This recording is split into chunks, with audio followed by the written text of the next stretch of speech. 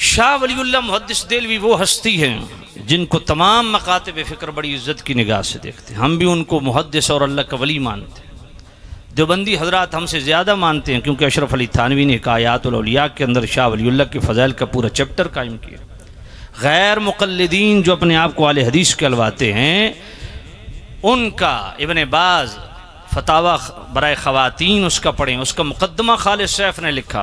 انہوں نے کہا ہمارا بر صغیر پاک و ہند میں اہل حدیث کا سب سے پہلا ترجمان شاہ ولی اللہ ہے. تو شاہ ولی اللہ وہ ہستی ہیں جن کو تمام قدر کی نگاہ سے دیکھتے ہیں. تو میں کہتا ہوں شاہ ولی اللہ کوئی حکم مان لو، ان کی تحکیم کو حرف آخر کے طور پہ تسلیم کر لو، انہی کو فیصل بنا لو، انہی سے فیصلہ لے لو میلاد سے ریلیٹڈ، تو یہ جھگڑا ختم ہو سکتا ہے. خود شاہ ولی اللہ محدث دہلوی رحمۃ اللہ علیہ آج سے 350 سال پہلے اپنی کتاب فیوض الحرمین کے اندر آپ فرماتے میں مکہ پاک اس مکان پہ گیا جس مکان میں نبی پاک کی ولادت ہوئی، تو وہاں حضور کے غلام جمع تھے.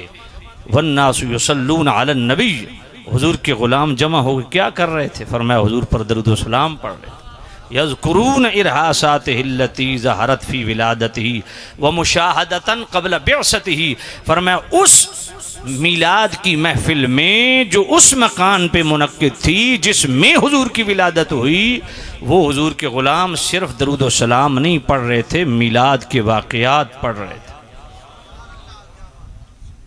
بے صد کو ڈسکس کر رہے تھے، حضور کی ولادت سے قبل کے مشاہدات کو بیان کر رہے تھے. یہ اہل عرب کا ہمیشہ سے معمول ہے. جو آج لوگ اعتراض کرتے ہیں کہ جی میلاد بدعت ہے، یہ اہل سنت نے بریلویوں نے شروع کر دیا ہے. میں نے کہا شاہ ولی اللہ نے کیا جھوٹ لکھا؟ یہ تم جرت نہیں کرتے، سچ لکھا. اگر سچ لکھا تو یہ مانو کہ جناب 1200-1300 سال تک اس مکان کو اصلی حالت میں قائم رکھ کے وہاں میلاد کی محفل کرنا، ایمان سے بتاؤ یہ بدعت ہے کہ 100 سال سے اس مکان کو ختم کر کے وہاں لائبریری بنا کے میلاد پہ پابندی لگانا یہ بدعت ہے؟ اس کا مطلب ہے میلاد منانا بدعت نہیں، میلاد سے روکنا بدعت ہے. بات پلے پڑ رہی کہ نہیں پڑ رہی؟ امام شمس الدین الجزری محدث کبیر، ان کی النشر فی قراءۃ العشر پڑھ کے لوگ قاری بنتے ہیں. عرف التعریف بالمولد الشریف پوری انہوں نے کتاب لکھی میلاد کے ٹائٹل سے. ان کا آگے حوالہ امام جلال الدین سیوطی رحمۃ اللہ علیہ، عام بندہ نہیں ہے.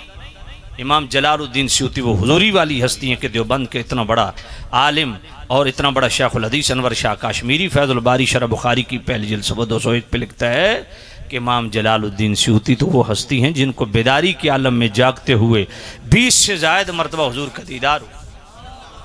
صحیح روایت 70 کی. تو امام جلال الدین سیوطی رحمۃ اللہ علیہ نے امام شمس الدین الجزری کا ریفرنس کوٹ کیا اس مقصد فی عمل المولد کے اندر. وہ ابو لعب والی بخاری کی حدیث کہ مرنے کے بعد پوچھا گیا سنا اللہ نے تیرے ساتھ کیا معاملہ کیا، تو ابو لعب کہتا ہے مجھے ہر سوموار کو ان 2 انگلیوں سے پانی ملتا ہے کیونکہ میں نے مصطفیٰ کریم صاحب اللہ صلی اللہ علیہ وسلم کی ولادت پہ اپنی لونڈیا کو اپنی غلامہ کو آزاد کیا تھا. میں نے خوشی کی تھی بھتیجا سمجھ کے، نبی سمجھ کے نہیں. تو بھتیجا سمجھ کے خوشی کی تو یہ انعام ملا کہ ہر سوموار کو مجھے ٹھنڈا میٹھا پانی ملتا ہے. اس حدیث پہ گفتگو کرتے ہوئے امام شمس الدین الجزری جیسے محدث 660 ہجری میں کون سا بریلوی تھا؟ اس وقت تو بریلویت کا نام بھی کسی نے نہیں سنا ہوگا، دیوبندیت کا نام بھی کسی نے نہیں سنا ہوگا.